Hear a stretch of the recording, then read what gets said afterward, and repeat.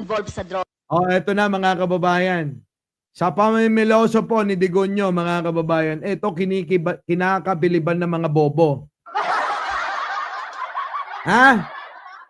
Sa lahat, ng pamimiloso po ni Digonyo, diyan tuwang-tuwa yung mga bobo.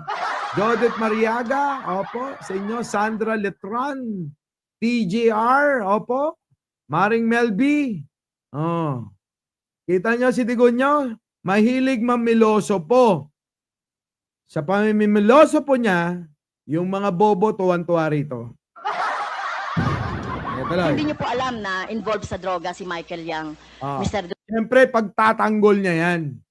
Hindi mo ba alam na involved sa droga si Michael Yang? Mukhang si Digong na lang ang hindi nakakaalam. Kaya ang tanggol niya, sukdulan.